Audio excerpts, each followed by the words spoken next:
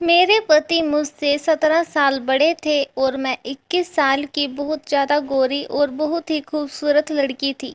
मुझे जो भी देखता वो दीवाना हो जाता और मेरे पति देखने में बहुत लंबे चौड़े थे, लेकिन उनके सर पर बाल नहीं थे। उनका बिहेवियर मेरे साथ अच्छा नहीं था, वो हमेशा मुझसे नाराज़ रहते थे। पहली रात तो उन्होंने मेरे साथ जो किया वो बिल्कुल भी अच्छा नहीं था। मेरा खून निकल रहा था और वो कमरा छोड़कर चले गए। उन्होंने पलटकर भी मेरी तरफ नहीं देखा। ये बात उस समय की है जब मैं ग्रेजुएशन की पढ़ाई कर रही थी। मेरी दीदी को लड़के वाले देखने के लिए आए थे। उन्होंने दीदी को पसंद भी कर लिया था और शादी फिक्स भी हो गई थी। मेरे माता पिता सभी बहुत खुश थे इस शादी से। हमारे घर की ये पहली शादी थी। हम लोग बड़ी धूमधाम से शादी की तैयारियों में लगे हुए थे। जब शादी वाला दिन आया, घर पर बारात आ गई, तो मंडप में दूल्हा बैठ गया और लड़के वालों ने कहा कि दुल्हन को लेकर आओ। हम सब लोग दीदी को बुलाने उनके कमरे में गए, लेकिन जब कमरा खोलकर देखा तो सब हैरान रह गए। वहाँ पर दीदी नहीं थी। वहाँ पर सिर्फ एक लेटर मिला जिस पर लिखा हुआ था कि माताजी और पिताजी, मैं ये शादी नहीं कर सकती। मैं किसी और से प्यार करती हूँ, इसलिए मैं घर छोड़कर उसके साथ जा रही हूँ। मुझे ढूंढने की कोशिश मत करना। अब मैं दोबारा लौट कर नहीं आऊँगी। ये सब सुनकर मेरे माता पिता के पैरों तले जमीन खिसक गई। अब क्या किया जाए? अब तो बेइज्जती हो जाएगी पूरे समाज में, हमारी नाक कट जाएगी। मम्मी ने मुझसे कहा कि बेटा, एक उपाय है, तुम दुल्हन की जगह बैठ जाओ, अब हम लोगों की इज्जत तुम्हारे हाथ में है। मेरी तो समझ में कुछ भी नहीं आ रहा था कि मैं क्या करूं। मैं मम्मी को ना भी नहीं कह सकती थी क्योंकि हम लोगों की इज्जत का सवाल था। इसलिए मैं दुल्हन के कपड़े पहनकर मंडप में बैठ गई और मैंने ये शादी कर ली। मैं ये सोच रही थी कि जब दूल्हे को पता लगेगा तो क्या होगा। मैं घूंघट ओढ़कर अपनी ससुराल में बैठी थी। रात को जब दूल्हा आया उसने घूंघट उठाया तो पूछा कि तुम तो उसकी छोटी बहन हो, तुम यहाँ क्या कर रही हो? जाओ अपनी बड़ी बहन को बुलाओ। मैं अपने पति को सब कुछ सच सच बता रही थी। ये सुनने के बाद वो बहुत गुस्सा हुआ और उसने मेरे मुंह पर 2-3 थप्पड़ मार दिए। मैं वहीं पर गिर गई, मेरे मुंह से खून निकलने लगा, लेकिन उसने मेरी तरफ ध्यान नहीं दिया और बहुत चिल्लाया और कमरा छोड़कर चला गया। मैं रात भर रोती रही, कर भी क्या सकती थी? आखिरकार गलती हमने ही तो की थी। ऐसा कई दिनों तक चलता रहा, उसने मुझे एक्सेप्ट नहीं किया।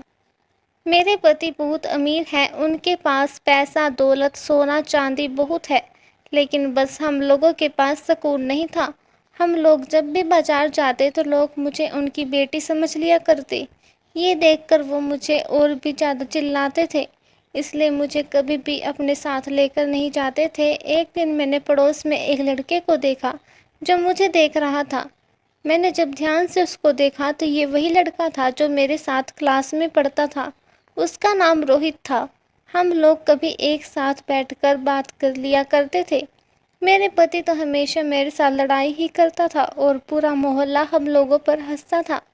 लेकिन केवल एक रमेश ही था जो मेरे दुख दर्द को समझता था। एक दिन मैं और रमेश घर के बाहर खड़े होकर बात कर रहे थे कि अचानक मेरे पति आ गए और उन्होंने हम दोनों को देख लिया। वो मेरे ऊपर बहुत चिल्लाए, मुझसे लड़ाई कर रहे थे। मैंने उनसे कहा भी कि मैं उससे कभी बात नहीं करूंगी, लेकिन वो मेरी बात सुनने को तैयार नहीं थे, बहुत ज़ोर ज़ोर से चिल्ला रहे थे, जिसकी वजह से उनका बीपी बहुत हाई हो गया और चिल्लाते हुए जब वह चलने लगे तो उनका पैर फिसल गया और वे सीढ़ियों से नीचे गिर गए। मुझे तो कुछ समझ में नहीं आ रहा था कि मैं क्या करूं। मैंने सोचा कि क्यों न रमेश की मदद ली जाए। कोई और मोहल्ले वाला तो मेरी मदद नहीं करेगा, इसलिए मैं तुरंत ही पड़ोस से रमेश को बुलाकर लाई और हम उनको अस्पताल में ले गए। अस्पताल ले जाने के बाद डॉक्टर ने कहा कि आपके पति कोमा में चले गए हैं, अब भगवान ही इनकी रक्षा करे। मैं भगवान से प्रार्थना करने लगी कि इनको जल्दी से ठीक कर दो। मैं और रमेश हमेशा दिन रात इनकी सेवा की और मेरे पति को भी एहसास हो गया था कि इतनी पैसा दौलत होने के बावजूद भी किसी ने उसका साथ नहीं दिया। सिर्फ रमेश और पत्नी ने ही मेरा साथ दिया। एक दिन डॉक्टर ने मुझे कॉल किया और कहा कि आपके पति होश में आ गए हैं, जल्दी आ जाइए।